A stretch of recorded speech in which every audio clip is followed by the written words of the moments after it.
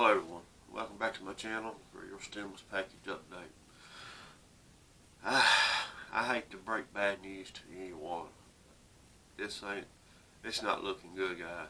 These politicians is playing around with their livelihoods, and you know that is a shame and disgrace. All they care about, is themselves.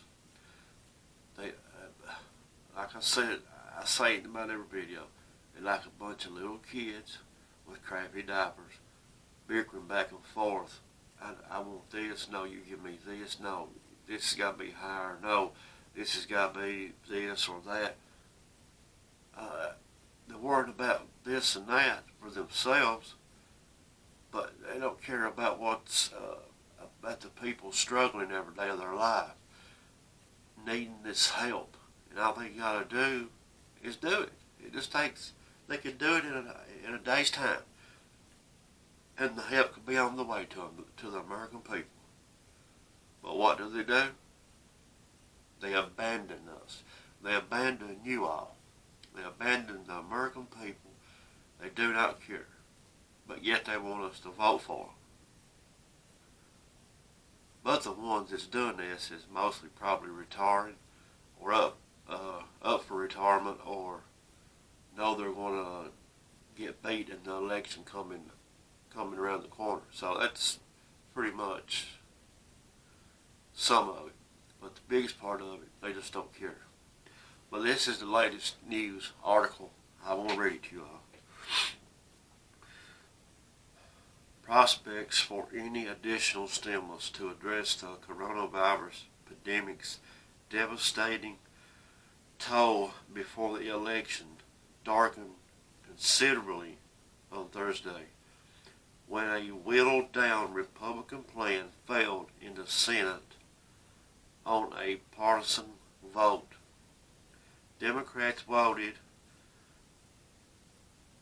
unanimously to block the proposal from advancing, calling it and quitting it to meet the mounting needs for federal aid in the latest indication of a lack of political will to reach an agreement, even as critical federal aid for individuals and businesses has run dry. You all, I'm sorry, I've had a sinus infection, and it's hard to say some of these words, but I'll do the best I can. It was nearly partly line vote whose outcome was never in doubt. The proposal amounted to a fraction of the $1 trillion plan Republicans had offered in negotiations with Democrats, who in turn are demanding more than twice as much. A failure to compromise would leave millions of jobless Americans in potentially dire straits as they exhaust traditionally jobless benefits, and states run out of additional funds that President Trump steered to the unemployed by executive order last month. It would also stand a wide swath of small businesses owners and have endured steep drops in revenue as the pandemic chilled economic activity, with little prospect of a return to normal levels for months to come. Along with the pandemic of COVID-19, we have a pandemic of politics. Senator Pat Roberts, Republican of Kansas, told reporters after the vote, looking to the House, and for the matter our colleagues across the aisles, it's a short of a dead-end street. He spoke after the measure failed on a 52 to 47 vote, falling short of the 60 it would have needed to advance, as Republicans worked to force blame on Democrats for the lack of progress on a compromise and give their own vulnerable incumbents a chance to vote for an aid measure before they face voters.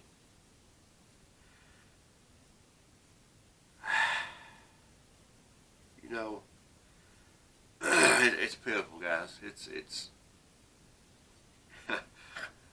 we're supposed to be the great nation. We're supposed to be the United States of America.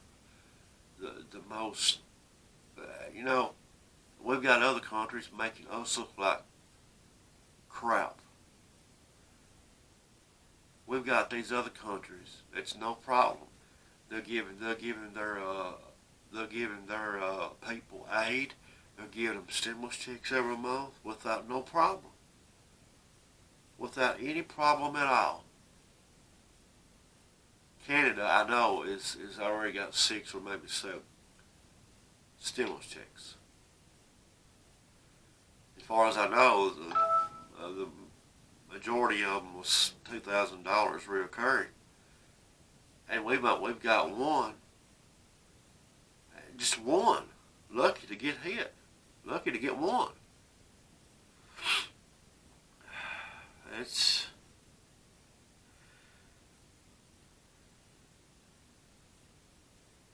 a shame. That's all I got to say. But in a Twitter post, Senator Marco Rubio, Republican of Florida, flatly declared Congress isn't going to pass more. I believe that. Now, I'm sorry I was wrong before. I thought it was going to. Well, they may pass something, but I don't see no stimulus check no time soon. Isn't going to pass more COVID-19 relief before the election. I believe that now. I sure do. I believe that.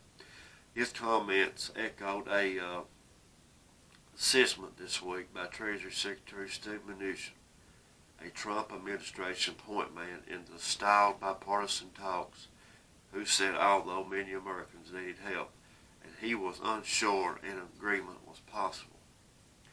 Now, if it is not, the economists and the champions of more stimulus warned that by effectively cutting off what had been a large stream of federal aid, Mr. Trump and lawmakers would risk the health of a recovery that has slowed, stalled, or even begun to reverse by virus real-time measures of activity. Nearly 30 million people were receiving unemployment benefits in the weeks that ended August the 22nd. Almost 1/4 of small businesses in weekly census surveys said they would need additional financial assistance or capital in the months to come. Now, at this time, when small businesses are increasingly about their ability to survive without additional support, we are now faced with a very real prospect. In fact, the likelihood of no further relief from Congress until after the election. That I believe that 100%. I thought President Trump maybe would that 300 billion that was laid in another account. I thought really that was he maybe would have had that for his backup plan to send that out to the American people to win them over, to get their votes. But I don't think that's going to happen. I don't know what's going on now, guys. I'm confused myself. All I know is we've got a bunch of politicians that's scumbags and nothing but for themselves. Well, I won't say what I think on camera, but you can only imagine. But top lawmakers insisted that a bipartisan agreement remained possible, although recent phone calls between Speaker Nancy Pelosi and Mr. Mnuchin have failed to yield a breakthrough, and other Democrats unanimously blocked the Republican measure from advancing. Their leaders counseled rank and file lawmakers to remain united behind demands for a much larger package. We don't want to go home without a bill, but don't be a cheap date, Ms. Pelosi told House Democrats on a private call after the vote. According to the people who described the remarks, on condition she added, when you are in a negotiation, the last place to get weak knees is at the end. Mr. Trump, leaving Washington for Michigan on Thursday, told reporters Nancy Pelosi and Chuck Schumer don't want to pass a stimulus bill because they think that helps me in the election. That right there goes to show you they do not care about us. They don't care if we live or die. They do not care. It's all about an election. It's all about politics.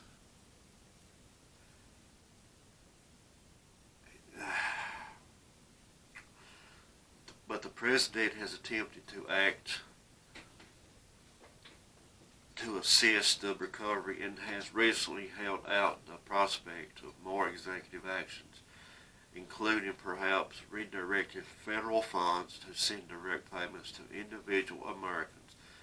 But economists and Mr. Trump's own recent history suggest that any significant aid to the economy before the election would need to be provided by Congress, which controls federal spending. On Thursday, the Federal Emergency Management Agency said that supplemental relief checks for unemployed workers instituted by Mr. Trump in an executive memorandum last month would soon end. The payments of $300 or $400 per worker per week, depending on a state contribution level, will have lasted only 6 weeks for participating states. Only 18 states have begun making the payments. According to Michelle Evermore, senior researcher and policy analyst at the National Employment Law Project, after swiftly approving several rounds of aid totaling nearly $3 trillion last spring, lawmakers and administration officials have failed to bridge deep divisions over another relief package. While Democrats swiftly pushed a $3.4 trillion plan through the House in May, Senator Mitch McConnell, Republican of Kentucky, and the majority leader said he wanted to hit pause to determine whether more help was necessary and wanted until late July to propose any. By then, several Republican senators worried of adding more to the national debt and unhappy with concessions Mr. Mnuchin made to Democrats in previous negotiations, blanked an additional spending, and panned the $1 trillion proposal. After weeks of daily conference calls, Republicans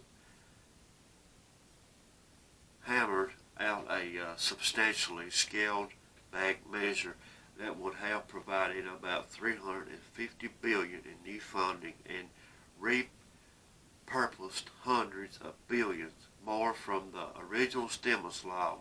The measure included federal aid to unemployed workers, small businesses, schools, and vaccine development, as well as receiving weekly federal jobless benefits that lapsed at the end of July at $300, half the original amount Democrats have pushed for restoring extra federal unemployment payments at $600 per week. It also vomited another round of stimulus checks to American families and additional aid to state and local governments facing dire financial circumstances, and aimed the pandemic, a top priority for Democrats. The resulting package was intended to answer the concerns of fiscal hawks who were recollected to provide additional federal funding.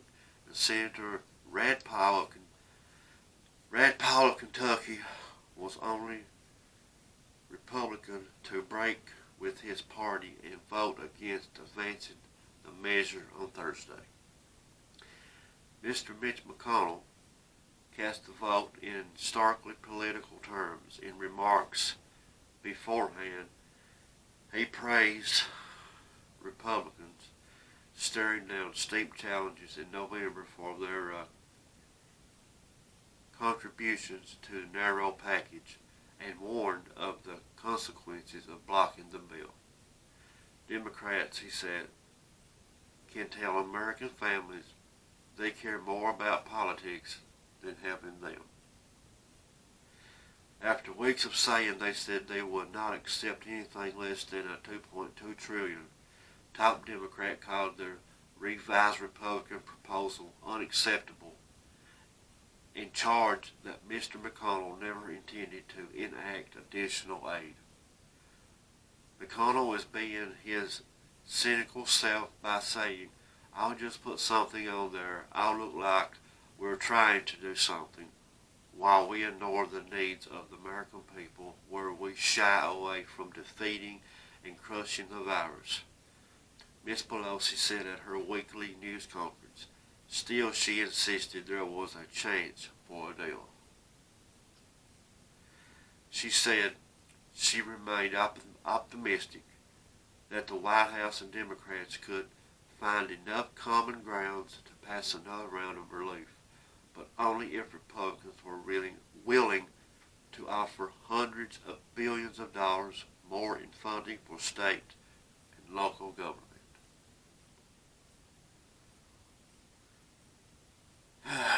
You know, the article goes on. It just goes on and goes on and goes on. But you know what? I'm not going to read it because it all talks about election, politics, and politics. I could care less about politics. I could care less about the lawmakers. I could care less about anybody in Washington. All I care about is the American people. And you know what? It's a shame